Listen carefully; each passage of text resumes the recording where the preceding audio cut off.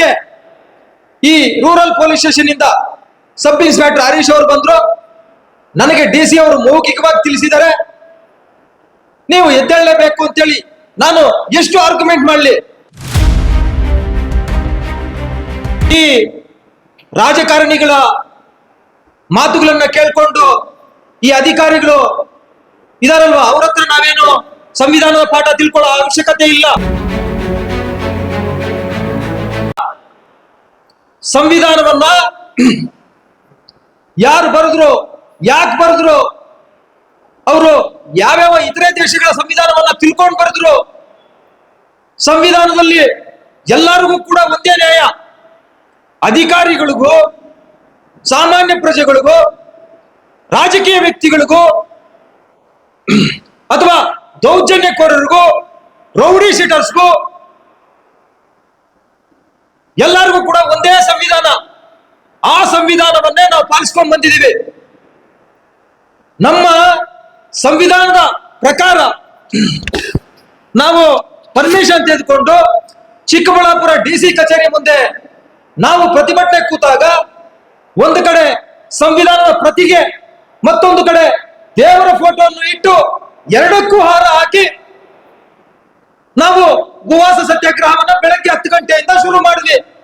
ಅನೇಕ ಜನಸಾಮಾನ್ಯರು ಬಂದ್ರು, ನಮ್ಮ ಕರಪತ್ರಗಳನ್ನ ಕೊಟ್ವಿ. ನಾವ್ ಯಾಕೆ ಕೂತಿದೀವಿ ಅಂತೇಳಿ ಎಲ್ಲರಿಗೂ ಲೇಡಿ ಅನ್ಸುತ್ತೆ, ಅವರು ಕೂಡ ಬಂದು ಮಾತಾಡಿದ್ರು. ಇಲ್ಲಮ್ಮ, ನನ್ನ ಹತ್ರ ಪರ್ಮಿಷನ್ ತೆಗೆದುಕೊಂಡಿದ್ದೀನಿ, ನನಗೆ ಸೀಲ್ ಹಾಕ್ಬಿಟ್ಟಿದ್ದಾರೆ, ನಾನು ಅದ್ರ ಪ್ರಕಾರ ಮಾಡ್ತಾ ಇದ್ದೀನಿ, ನನ್ನ ಬೇಡಿಕೆಗಳನ್ನ ಈಡೇರಿಸ ಮೇಲೆ ನಾನು ಎದ್ದೇಳ್ತೀನಿ ಅಂತೇಳಿ ತಿಳಿಸಿದೆ. ಅವರು ಸುಮ್ಮನೆ ಹೋದ್ರು. ಯಾವಾಗ 5 ಗಂಟೆಗೆ ಮಳೆ ಶುರು ಆಯ್ತು, 6 ಗಂಟೆಯಿಂದ ಡಿಸಿ ಕಚೇರಿಯಲ್ಲಿ ಕರೆಂಟ್ ಇಲ್ಲ. ಬಹುಶಃ ಅದು ಚಿಕ್ಕಬಳ್ಳಾಪುರ ಎಲ್ಲದಕ್ಕೂ ಕೂಡ ಸೀಮಿತ ಆಗಿರುತ್ತೆ. ಚಿಕ್ಕಬಳ್ಳಾಪುರ ಎಲ್ಲಾ ಮನೆಗಳಿಗೂ ಕರೆಂಟ್ ಹೋಗಿರುತ್ತೆ ಅಂತ ನಾನು ಅನ್ಕೊಂತ ಇದ್ದೀನಿ. ಕರೆಕ್ಟ್ ಆಗಿ 7 ನನ್ನ ಫೋನ್ ಸ್ವಿಚ್ ಆಫ್. ನಾನು ಎಸ್ ಪಿ ಅವ್ರಿಗೆ ಫೋನ್ ಮಾಡಕ್ಕೆ ಸ್ವಿಚ್ ಆಫ್. ನಾನು ನಿಮ್ಮ ಹತ್ರ ಪರ್ಮಿಷನ್ ಕೇಳ್ಕೊಂಡಿದ್ದೀನಲ್ವಾ, ಈಗ ಯಾಕೆ ಪೊಲೀಸ್ ಅವ್ರನ್ನ ಕರೆಸಿದೀರಾ ಅಂತ. ಹರೀಶ್ ಏನ್ ಹೇಳ್ತಾರೆ ಗೊತ್ತಾ, ನೀವು ಎಸ್ ಪಿ ಅವ್ರ ಹತ್ರ ತೆಗೆದುಕೊಂಡಿದ್ರೆ ಅದಕ್ಕೂ ನನಗೂ ಸಂಬಂಧ ಇಲ್ಲ, ನಾನು ಇಲ್ಲಿ rural police station sub inspector, ನನ್ನ ಹತ್ರ ನೀವು ಪರ್ಮಿಷನ್ ತೆಗೆದುಕೊಳ್ಬೇಕಿತ್ತು ಅಂತ ಹೇಳ್ತಾರೆ. ಅಂದ್ರೆ ನಾವೇನು ಈ ಸಂವಿಧಾನದಲ್ಲಿ, ಅಂದ್ರೆ ಇವರಿದು ಈ ಅಧಿಕಾರಿಗಳು, ಈ ಪೊಲೀಸರು ಇವತ್ತು ಈ ರಾಜಕೀಯ ನಾಯಕರ ಮಾತು ಕೇಳ್ಕೊಂಡು ಯಾವ ತರ ವರ್ತಿಸ್ತಾ ಇದ್ದಾರೆ ಅಂದ್ರೆ, ಬಹುಶಃ ಸ್ವತಂತ್ರಕ್ಕೂ ಕೂಡ ಮಹಾತ್ಮ ಗಾಂಧೀಜಿಯವರು, ಸುಭಾಷ್ ಚಂದ್ರ ಬೋಸ್ ಅವರು, ಭಗತ್ ಸಿಂಗ್ ಅವರು ಇಷ್ಟೊಂದು ಕಷ್ಟಪಟ್ಟಿರಲ್ಲ. ಇವತ್ತು ನಾವು ಏನಕ್ಕೆ ಹೋರಾಡ್ತಾ ಇದ್ದೀವಿ? ಮೂಲಭೂತ ಹಕ್ಕುಗಳಿಗೋಸ್ಕರ ಹೋರಾಡ್ತಾ ಇದ್ದೀವಿ, ಫಂಡಮೆಂಟಲ್ ರೈಟ್ಸ್ಗೋಸ್ಕರ ಓಡಾಡ್ತಾ ಇದ್ದೀವಿ. ನಾವು ಒಳ್ಳೆ ಶುದ್ಧವಾದಂತ ನೀರನ್ನ ಕೇಳಬಾರ್ದ? ಇವರು ಏನಕ್ಕೆ ದುರುಪಯೋಗಿಸ್ಕೋಬೇಕು ಜಲಜೀವನ್ ಮಿಷನ್? ಏನಕ್ಕೆ ಮಹಾತ್ಮ ಗಾಂಧಿ ನರೇಗಾ ಯೋಜನೆಯನ್ನ ದುರುಪಯೋಗಿಸ್ಕೋಬೇಕು? ಯಾರು ಇವ್ರಿಗೆ ಅನುಮತಿ ಕೊಟ್ಟಿದ್ದು? ಕೆಲಸಗಳು, ಕಾಮಗಾರಿಗಳು ಮಾಡಿದಿರಾ 5% 10% ಮಾಡಿ 2-3 ಬಿಲ್ಲುಗಳು ಮಾಡ್ತಕ್ಕಂತಹ ಅಧಿಕಾರ ಇವ್ರಿಗೆ ಯಾರು ಕೊಟ್ರು? ನಾವು RTI ನಲ್ಲಿ ಅರ್ಜಿಗಳು ಹಾಕಿದ್ರೆ ಇವತ್ತು ಡಿಸಿಗೆ ಹಾಕಿದೀವಿ. ಈ ಜಿಲ್ಲೆಯಲ್ಲಿ 20 ವರ್ಷಗಳಿಂದ ಮುಜರಾಯಿಯಲ್ಲಿ ಎಷ್ಟು ದುಡ್ಡು ಬಂದಿದೆ ಕೊಡು ಅಂತ. ಯಾಕೆ ಕೊಡಲ್ಲ? ಇವತ್ತು ಮುಖ್ಯಮಂತ್ರಿಗಳು, ಈ MLAಗಳು, ಈ ಮಿನಿಸ್ಟರ್ಗಳು, ಈ ಮುಖ್ಯಮಂತ್ರಿ, ಈ DCM ಯಾರು ದುಡ್ಡು ತಿಂತಾ ಇರೋದು? ಯಾರು ಸಂಬಳ? ನಾವು ಜನಸಾಮಾನ್ಯರು ಟ್ಯಾಕ್ಸ್ ಕಟ್ಟಿದ್ರೆ ಇವರು ಸಂಬಳ ಬರೋದು. ಇವರು ನನಗೆ ಡಾಕ್ಯುಮೆಂಟ್ಸ್ ಕೊಡ್ಬೇಕಲ್ವಾ? RTI ಅಪ್ಲಿಕೇಶನ್ಸ್ ಹಾಕಿದ್ರೆ ಇಲ್ಲಿ ಉಸ್ತುವಾರಿ ಸಚಿವ MC ಸುಧಾಕರ್ ಕೊಡ್ಬೇಕಲ್ವಾ ಡಾಕ್ಯುಮೆಂಟ್ಸ್? ಸುಮಾರು ಕೋಟಿಗಳು ತಂದಿದ್ದೀನಿ, ಅಭಿವೃದ್ಧಿ ಮಾಡಿದೀನಿ ಅಂತಾರೆ, ಅಲ್ಲೇನೂ ಆಗ್ತಾ ಇಲ್ಲ. ಚಿಂತಾಮಣಿ ನಗರದಲ್ಲಿ ಆ ರಸ್ತೆಗಳು, ಚರಂಡಿಗಳು ಕಿತ್ತಾಕಿ 2-3 ವರ್ಷ ಆಯ್ತು, ಮಾಡ್ತಾನೆ ಇರೋದೆ. ಇಬ್ರು ಕೆಲಸ ಮಾಡ್ತಾನೆ ಇರ್ತಾರೆ, ಅದೇನ್ ಮಾಡ್ತಾರೋ ಗೊತ್ತಿಲ್ಲ. ಇನ್ನು ಚುನಾವಣೆ ಬಂದಾಗ ಇವ್ರು ಇನಾಗ್ರೇಷನ್ ಫೋಟೋಗಳು ಹಾಕ್ಸ್ಕೊಳ್ಳಕ್ಕೆ, ಇನ್ನು ಚಿಕ್ಕಬಳ್ಳಾಪುರದಲ್ಲಿ ನಡೀತಾ ಇರೋದು ಅದೇನೆ. ಅದೇ ರೀತಿಯಾಗಿ ನಾವು ಈ ಕರ್ನಾಟಕ ರಾಜ್ಯ ಸರ್ಕಾರಕ್ಕೆ DK ರವಿ ಅವರು ಕೇಸ್ ಡಾಕ್ಯುಮೆಂಟ್ಸ್ ಕೇಳಿದೀವಿ, ಕೊಡ್ತಾ ಇಲ್ಲ. ಮೊನ್ನೆ IPL ಅಲ್ಲಿ 11 ಜನ ಸತ್ತೋದ್ರು, ಅದಕ್ಕೆ ಪರ್ಮಿಷನ್ ಕೊಟ್ಟವನು ಯಾರು? ಏನಿತ್ತು ಅಷ್ಟು ಅರ್ಜೆಂಟ್ ಇವ್ರ ಸೆಲೆಬ್ರೇಷನ್ಸ್ಗೆ? ಅದ್ರ ಡಾಕ್ಯುಮೆಂಟ್ಸ್ ಕೊಡಿ ಅಂತಂದ್ರೆ ಯಾಕೆ ಕೊಡಲ್ಲ ಇವರು? ಇವತ್ತು ಟ್ರಾಫಿಕ್ ನವರು ಪೆನಾಲ್ಟಿ ಕಲೆಕ್ಟ್ ಮಾಡ್ತಾರೆ, ಅದ್ರ 20 ವರ್ಷದ್ದು ಸ್ಟೇಟ್ಮೆಂಟ್ಸ್ ಕೊಡಿ ಅಂತಂದ್ರೆ ಕೊಡಲ್ಲ. ಮಾತಾಡಿದ್ರೆ ಅಷ್ಟು ಡೆವಲಪ್ಮೆಂಟ್ ಮಾಡಿದೀವಿ, ಇಷ್ಟು ಮನೆಗಳು ತಂದಿದೀವಿ, ನಾವೇ ತಂದಿತ್ತು ಅಂತ ಹೇಳ್ತಾರೆ. ಕೊಡ್ಬೇಕಲ್ಲ ಲೆಕ್ಕಾಚಾರ ಸರ್ಕಾರ. ಸರ್ಕಾರ ಯಾರಿಗೋಸ್ಕರ ಇರೋದು? ಜನಸಾಮಾನ್ಯರಿಗೋಸ್ಕರ ಅಲ್ವಾ? ನಾವು RTI ನಲ್ಲಿ ಡಾಕ್ಯುಮೆಂಟ್ಸ್ ಕೇಳೋದು ಸಂವಿಧಾನದ ಅಡಿಯಲ್ಲಿ ತಾನೇ ಇರೋದು. ಮನಮೋಹನ್ ಸಿಂಗ್ ಅಷ್ಟೊಂದು ಗೌರವ ಕೊಡೋಂಗಿದ್ರೆ ನೀವ್ ಯಾಕೆ RTI ಡಾಕ್ಯುಮೆಂಟ್ಸ್ ಕೊಡಲ್ಲ? ರೈಟ್ ಟು ಇನ್ಫಾರ್ಮೇಶನ್ ಅನ್ನೋದಮ್ಮ ಮನಮೋಹನ್ ಸಿಂಗ್ ಅವರೆಲ್ಲ ಮಾಡಿದ್ದು. ನೀವು ಒಂದು ಕಾಂಗ್ರೆಸ್ನವ್ರು ಯಾಕೆ ಕೊಡ್ತಾ ಇಲ್ಲ ಡಾಕ್ಯುಮೆಂಟ್ಸ್? ಅದೇ ರೀತಿಯಾಗಿ ಸಾಮಾಜಿಕ ನ್ಯಾಯದ ಪರವಾಗಿ ಈ ಕರ್ನಾಟಕ ರಾಜ್ಯ ಪೊಲೀಸ್ ಇಲಾಖೆಗೆ 6 FIR ಕಾಪೀಸ್ ಕೊಟ್ಟಿದ್ದೀವಿ. ಬಟ್ಲಹಳ್ಳಿ ಪೊಲೀಸ್ ಸ್ಟೇಷನ್ ಅಲ್ಲಿ ಕೊಟ್ಟಿದ್ದೀವಿ, ನಮ್ಮ ಕಂಚಾರ್ನಲ್ಲಿ ಸರ್ಕಲ್ ಇನ್ಸ್ಪೆಕ್ಟರ್ ಕೊಟ್ಟಿದ್ದೀವಿ, SP ಕೊಟ್ಟಿದ್ದೀವಿ, ಪೋಸ್ಟ್ ಮುಖಾಂತರ ಏನು ಅಡಿಷನಲ್ ಚೀಫ್ ಸೆಕ್ರೆಟರಿ ಹೋಮ್ ಡಿಪಾರ್ಟ್ಮೆಂಟ್ಗೆ ಅವ್ರಿಗೂ ಸೇರಿಸಿದೀವಿ. ಇವರು FIR ಮಾಡ್ತಾ ಇಲ್ಲ, NCR ಕೊಡ್ತಾ ಇಲ್ಲ. ನನ್ನ ಸ್ವಂತಕ್ಕಾಗಿ ನಾನು FIR ಕಾಪೀಸ್ ಪಿಟಿಷನ್ಸ್ ಕೊಟ್ಟಿಲ್ಲ, ಸಾಮಾಜಿಕ ನ್ಯಾಯಕ್ಕಾಗಿ ಕೊಟ್ಟಿದ್ದೀನಿ. ಇವರು ಪೊಲೀಸ್ನವರು ನನ್ನ ಮೇಲೆ ಯಾವನು ದಾರಿಯಲ್ಲಿ ಹೋಗೋನೆಲ್ಲ ಪಿಟಿಷನ್ಸ್ ಕೊಟ್ಟರೆ ನನ್ನ ಮೇಲೆ NCR ಕೊಟ್ಟು ಕಳ್ಸವ್ರೆ. ನಾನು ಕೊಟ್ಟಿರ್ತಕ್ಕಂಥ ಡಾಕ್ಯುಮೆಂಟ್ಸ್, ನಾನು ಕೊಟ್ಟಿರ್ತಕ್ಕಂಥದ್ದು ಎಲ್ಲ ಇನ್ಫಾರ್ಮೇಶನ್ ಕರೆಕ್ಟ್ ಆಗಿದೆ. ಲೀಗಲ್ ಗ್ರೌಂಡ್ಸ್ ಹಾಕಿದೀನಿ, ಪ್ರೇಯರ್ ಹಾಕಿದೀನಿ, ಇನ್ಫಾರ್ಮೇಶನ್ ಕರೆಕ್ಟ್ ಆಗಿದೆ BNS ಪ್ರಕಾರ, BNSS ಪ್ರಕಾರ. ಆದ್ರೂ ಕೂಡ ಇವರು NCR ಕೊಡ್ತಾ ಇಲ್ಲ. ಮಾತಾಡಿದ್ರೆ ಇವ್ರು ಕೋರ್ಟ್ಗೆ ಹೋಗೋ ಅನ್ನೋದು. ನಾನು ಕೋರ್ಟ್ಗೆ ಹೋಗ್ತೀನಿ, 2-3 ವರ್ಷ ಸುತ್ತಾಡ್ತೀನಿ. ನನ್ನ ಏನು ಮಾರಣಾಂತಿಕ ಅಲ್ಲೇ ಆದ್ಮೇಲೆ ಏನು JMFC ಕೋರ್ಟ್ ಇವತ್ತು 3 ಸೆಕ್ಷನ್ಗಳಲ್ಲಿ ಶಿಕ್ಷೆ ಹಾಕಿದೆ ಅವ್ರಿಗೆ, ಹೋಗಿ ಸ್ಟೇಗ್ ಹಾಕೊಂಡಿದ್ದಾರೆ ಹೈಕೋರ್ಟ್ ಅಲ್ಲಿ. ಈ ರೀತಿ ಈ DC ಅವರಿಗೆ ನಮ್ಮ ಸತ್ತೋದ್ರು BEO ಅವ್ರು ಬಂದಿದ್ದಾರೆ. ಭಾಸ್ಕರ್ ಅವ್ರು ನನಗೆ ಲೆಟರ್ ಕೊಟ್ಟಿದ್ದಾರೆ. ಅಂಕಲ್ಮುಡು ಗ್ರಾಮದಲ್ಲಿ ಸ್ಕೂಲಲ್ಲಿ KMF ಡೈರಿ ಕಟ್ಕೊಂಡಿದ್ದಾರೆ, ಕಾಂಪೌಂಡ್ ನ ಬ್ರೇಕ್ ಮಾಡಿದ್ದಾರೆ, ಮರಗಳಿಗೆಲ್ಲ ಸೇಲ್ ಮಾಡಿದ್ದಾರೆ. ಇದನ್ನ ಒಂಚೂರು ನೋಡಿ ಅಂತ ಈ DC ಲೆಟರ್ ಕಳಿಸಿದ್ದಾರೆ. ಈ DC ಬಂದು ಜನವರಿ 1ನೇ ತಾರೀಕು, ಇವತ್ತಿಗೆ 5 ತಿಂಗಳಾಯ್ತು. ಏನ್ ಮಾಡ್ತಾ ಇದ್ರಿ DC? ಡಾಕ್ಯುಮೆಂಟ್ಸ್ ಕೊಡು ಅಂತಂದ್ರೆ ಪೊಲೀಸ್ ಅವ್ರನ್ನ ಕಳಿಸ್ಬಿಟ್ಟು ಸತ್ಯಾಗ್ರಹವನ್ನ ನಿಲ್ಲಿಸ್ತಕ್ಕಂಥ ಕೆಲಸ ಮಾಡಿಸೋದಾ? ಅಧಿಕಾರಿಗಳು ದಯವಿಟ್ಟು ಅರ್ಥ ಮಾಡ್ಕೊಳ್ಳಿ, ನೀವು ಬ್ರಿಟಿಷ್ ಅಲ್ಲ, ನೀವು ಭಾರತ ದೇಶದವರೇ. ಸಂವಿಧಾನಬದ್ಧವಾಗಿ ನಡ್ಕೊಳ್ಳಿ. ಈ ಮಿನಿಸ್ಟ್ರು, ಈ ಕಾಂಗ್ರೆಸ್ ಪಕ್ಷ ಇರೋದು 2 ವರ್ಷ, ಆಮೇಲೆ ಬರೋದು ಜನಸಾಮಾನ್ಯರ ಪಕ್ಷಗಳು. ಅದನ್ನ ಅರ್ಥ ಮಾಡಿಕೊಂಡು ದಯವಿಟ್ಟು ಸಂವಿಧಾನಬದ್ಧವಾಗಿ ನಡ್ಕೊಳ್ಳಿ.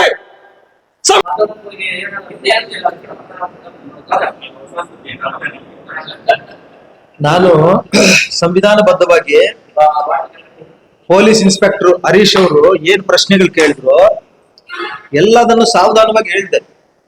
ಫಸ್ಟ್ ಯಾರು ಆಕ್ಚುಲ್ ಆಗಿ ಶ್ರೀನಿವಾಸ್ ಅಂತ ರೂರಲ್ ಪೊಲೀಸ್ ಬಂದ್ರು, ಯೂನಿಫಾರ್ಮ್ ಅಲ್ಲಿ ಬಂದ್ರು, ಮಾತಾಡಿದ್ರು. ಫೋನಲ್ಲಿ ಮಾತಾಡಿದೆ ಯಾರ ಹತ್ರ? ಹರೀಶ್ ಅವ್ರ ಜೊತೆ.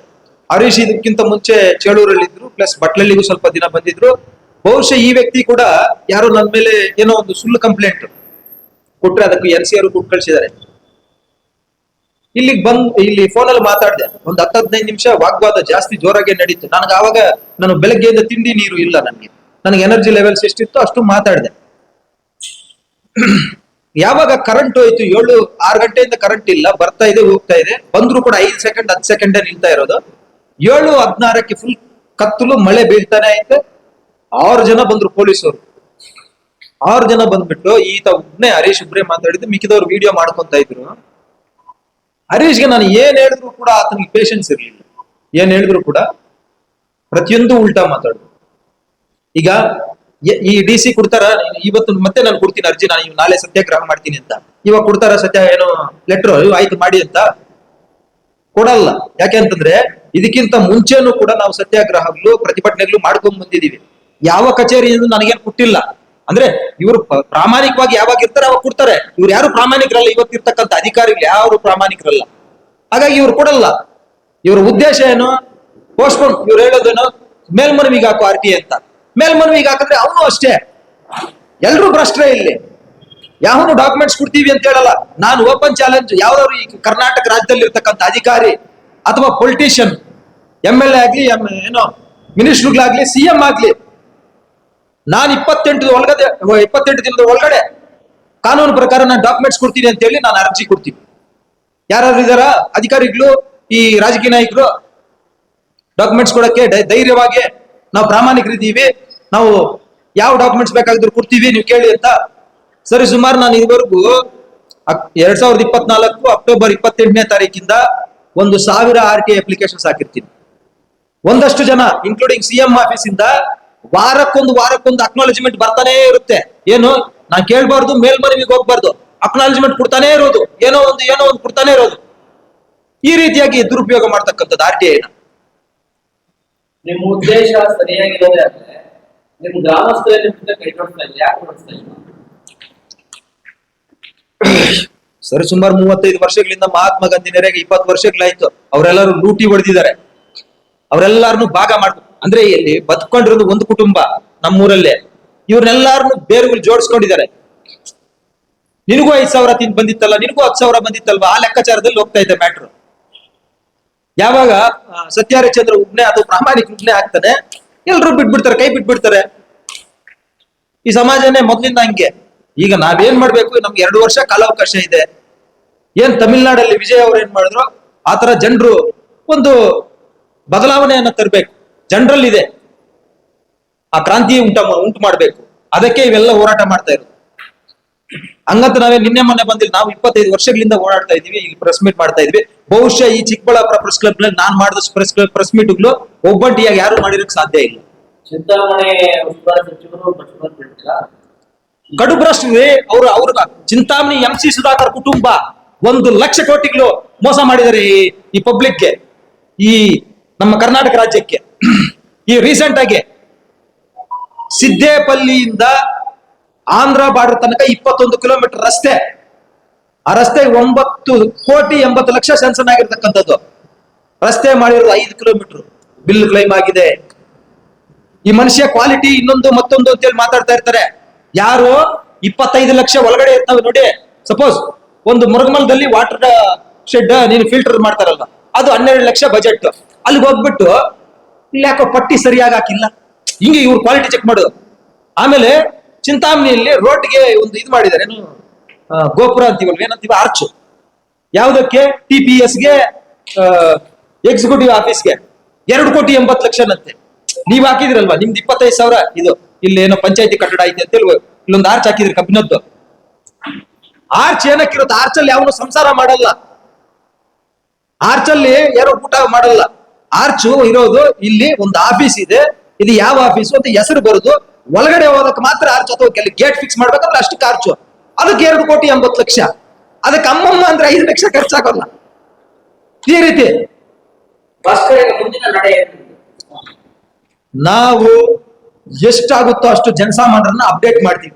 ಈ ಸಮಾಜದಲ್ಲಿ ಈ ತರ ನಡೀತಾ ಐತೆ, ಈ ರಾಜಕೀಯ ನಾಯಕರು ನಿಮ್ಮನ್ನ ಫೂಲ್ಸ್ ಮಾಡ್ತಾ ಇದ್ದಾರೆ. ಈಗ ಸಪೋಸ್ MC ಸುಧಾಕರ್ 2,80,00,000 ಕೊಟ್ಟು ಈ ಆರ್ಚ್ ಮಾಡಿಸಿದ್ ನಾನೇ ಅಂತಂದ್ರೆ ಜನರು ಚಪ್ಪಾಳೆ ಹೊಡಿತವ್ರೆ. ಪ್ರಯೋಜನ ಏನು? ಈ ತರ ಜನರು ಯಾವುದು ಇಂಪಾರ್ಟೆಂಟು, ಯಾವ್ದು ಅವಶ್ಯಕತೆ ಇದೆ, ಯಾರಿಗೆ ಸಪೋರ್ಟ್ ಮಾಡ್ಬೇಕು, ಅದನ್ನೆಲ್ಲ ಯೋಚನೆ ಮಾಡಿ ಸಪೋರ್ಟ್ ಮಾಡ್ಬೇಕು ಅನ್ನೋದು ನಮ್ಮ ಉದ್ದೇಶ. ಇದ್ರ ಬಗ್ಗೆ ನಾವ್ ಎಷ್ಟು ಮಾಹಿತಿ ಆಗುತ್ತೋ ನನ್ನ ಜೊತೆ ನಾನೊಬ್ಬನಿಗೆ ಚಪ್ಪಾಳೆ ಹೊಡೆದ್ರೆ ಒಂದು ಕೈಯಲ್ಲಿ ಚಪ್ಪಾಳೆ ಹೊಡೆದ್ರೆ ಶಬ್ದ ಕೇಳಲ್ಲ. ನೀವು ಮಾಧ್ಯಮ ಪತ್ರಿಕೆಯವ್ರನ್ನ ಸಪೋರ್ಟ್ ಮಾಡಿ ಈ ಜಿಲ್ಲೆಯಲ್ಲಿ, ಅವಳಿ ಜಿಲ್ಲೆಗಳಲ್ಲಿ, ಕೋಲಾರ, ಚಿಕ್ಕಬಳ್ಳಾಪುರದಲ್ಲಿ ಎಷ್ಟು ಆಗುತ್ತೋ ಅಷ್ಟು ಜನರಿಗೆ ನಾವು ಒಳ್ಳೆ ಸಂದೇಶವನ್ನ ಕೊಡೋಣ, ಮುಂದಿನ ಪೀಳಿಗೆ ಒಳ್ಳೇದ್ ಮಾಡೋಣ ಅಂತೇಳಿ ತಿಳಿಸ್ತಾ ಇದ್ದೀವಿ.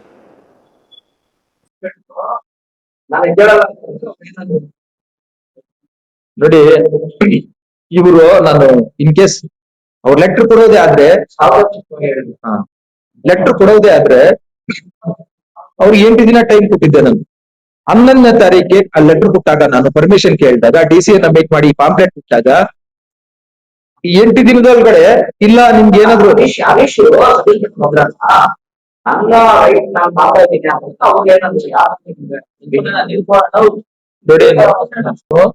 ಸಂವಿಧಾನಬದ್ಧವಾಗಿ ಪೊಲೀಸ್ ಇನ್ಸ್ಪೆಕ್ಟರ್ ಹರೀಶ್ ಅವರು ಏನ್ ಪ್ರಶ್ನೆಗಳು ಕೇಳಿದ್ರು ಎಲ್ಲದನ್ನು ಸಾವಧಾನವಾಗಿ ಹೇಳಿದೆ. ಫಸ್ಟ್ ಯಾರು ಆಕ್ಚುಲ್ ಆಗಿ ಶ್ರೀನಿವಾಸ್ ಅಂತ ರೂರಲ್ ಪೊಲೀಸ್ ಬಂದ್ರು, ಯೂನಿಫಾರ್ಮ್ ಬಂದ್ರು, ಮಾತಾಡಿದ್ರು. ಫೋನಲ್ಲಿ ಮಾತಾಡಿದೆ ಯಾರ ಹತ್ರ? ಹರೀಶ್ ಅವ್ರ ಜೊತೆ. ಹರೀಶ್ ಇದಕ್ಕಿಂತ ಮುಂಚೆ ಚೇಳೂರಲ್ಲಿ ಇದ್ರು, ಪ್ಲಸ್ ಬಟ್ಲಳ್ಳಿಗೂ ಸ್ವಲ್ಪ ದಿನ ಬಂದಿದ್ರು. ಬಹುಶಃ ಈ ವ್ಯಕ್ತಿ ಕೂಡ ಯಾರೋ ನನ್ನ ಮೇಲೆ ಏನೋ ಒಂದು ಸುಳ್ಳು ಕಂಪ್ಲೇಂಟ್ ಕೊಟ್ರೆ ಅದಕ್ಕೆ NC ಅವರು ಕೊಟ್ಟು ಕಳ್ಸಿದ್ದಾರೆ.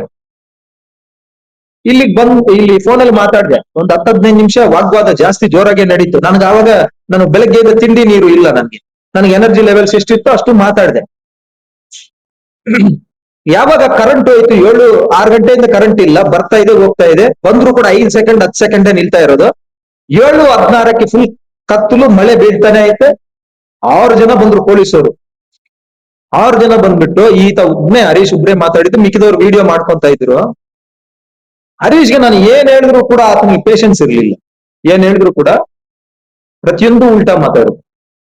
ಈಗ ಈ ಡಿ ಸಿ ಕೊಡ್ತಾರ, ಇವತ್ತು ಮತ್ತೆ ನಾನು ಕೊಡ್ತೀನಿ ಅರ್ಜಿ, ನಾನು ಇವ್ ನಾಳೆ ಸತ್ಯಾಗ್ರಹ ಮಾಡ್ತೀನಿ ಅಂತ.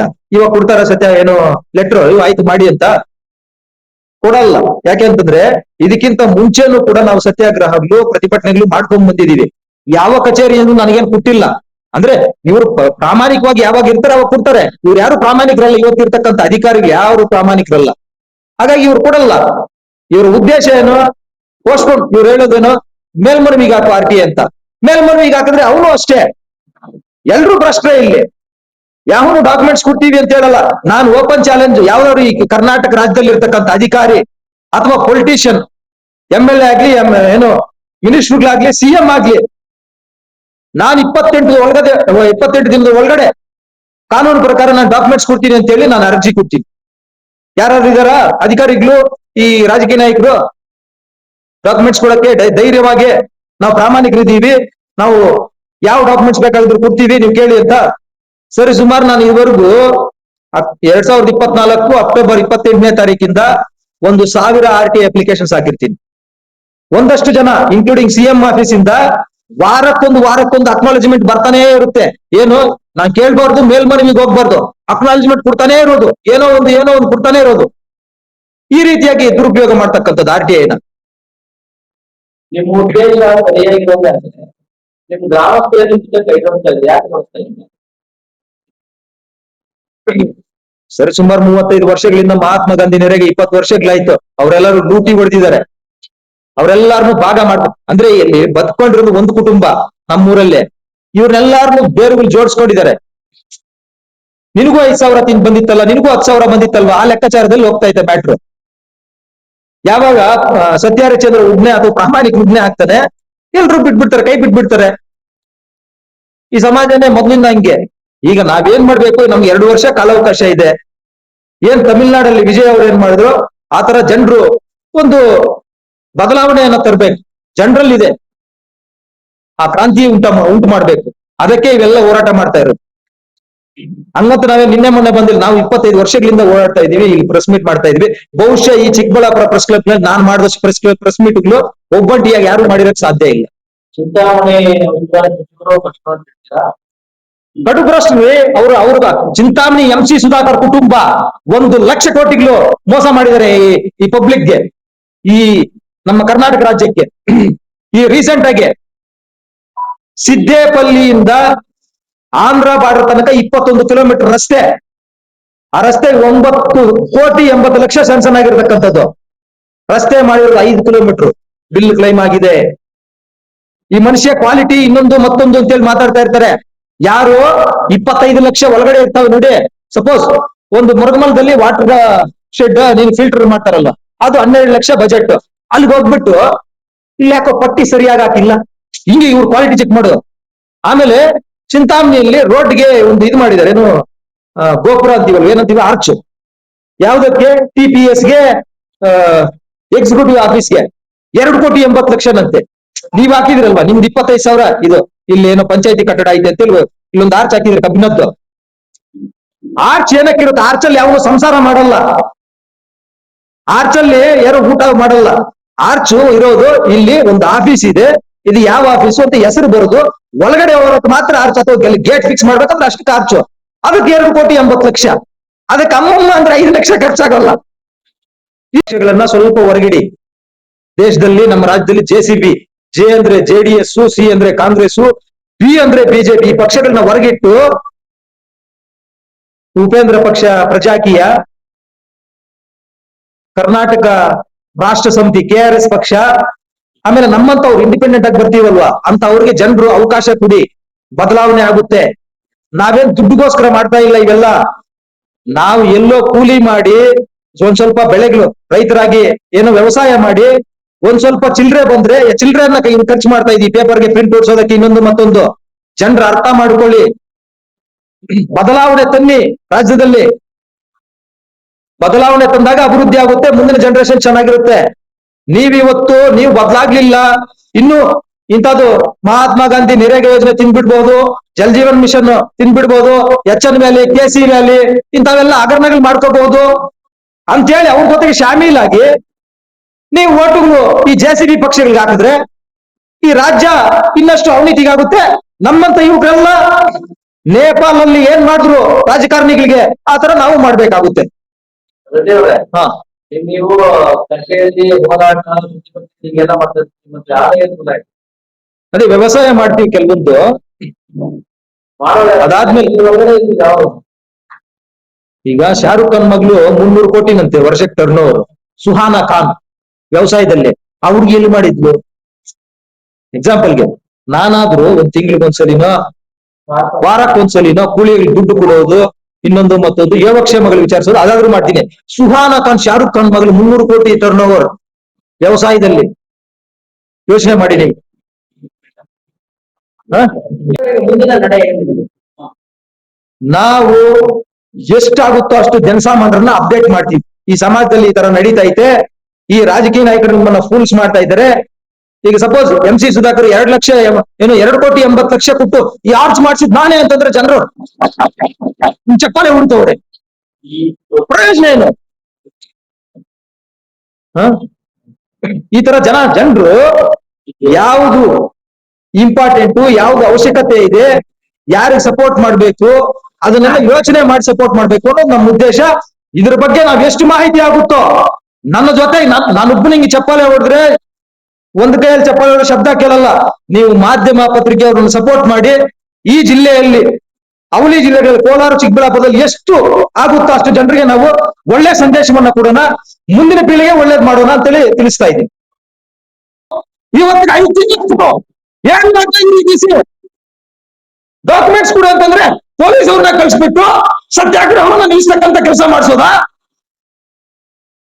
ಅಧಿಕಾರಿಗಳು ದಯವಿಟ್ಟು ಅರ್ಥ ಮಾಡ್ಕೊಳ್ಳಿ, ನೀವು ಬ್ರಿಟಿಷ್ ಅಲ್ಲ, ನೀವು ಭಾರತ ದೇಶದವರೇ. ಸಂವಿಧಾನಬದ್ಧವಾಗಿ ನಡ್ಕೊಳ್ಳಿ. ಈ ಮಿನಿಸ್ಟ್ರು, ಈ ಕಾಂಗ್ರೆಸ್ ಪಕ್ಷ ಇನ್ನೊಂದು 2 ವರ್ಷ ಪಕ್ಷಗಳು ಅದನ್ನ ಅರ್ಥ ಮಾಡಿಕೊಂಡು ದಯವಿಟ್ಟು ಸಂವಿಧಾನಬದ್ಧವಾಗಿ ನಡ್ಕೊಳ್ಳಿ.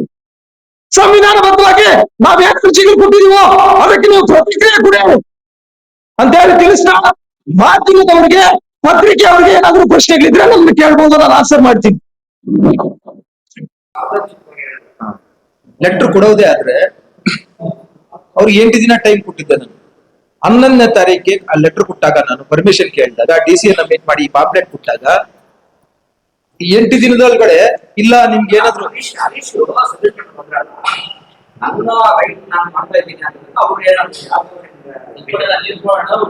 ನೋಡಿ, ಆ ಮನುಷ್ಯನಿಗೆ ಕೇಳೋ 300 ಕೋಟಿ ಟರ್ನ್ ಓವರ್ ವ್ಯವಸಾಯದಲ್ಲಿ. ಯೋಚನೆ ಮಾಡಿ ನೀವು.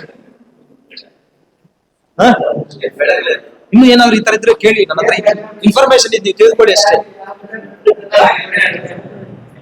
ಅದಕ್ಕೆ ನೀವು ಪ್ರತಿಕ್ರಿಯೆ ಕೊಡಿ ಅಂತ ಹೇಳಿ ತಿಳಿಸ್ತಾ, ಮಾಧ್ಯಮದವರಿಗೆ, ಪತ್ರಿಕೆ ಅವರಿಗೆ ಏನಾದ್ರೂ ಪ್ರಶ್ನೆಗಳಿದ್ರೆ ನಮ್ಮನ್ನ ಕೇಳ್ಬೋದು, ನಾನು ಆನ್ಸರ್ ಮಾಡ್ತೀನಿ.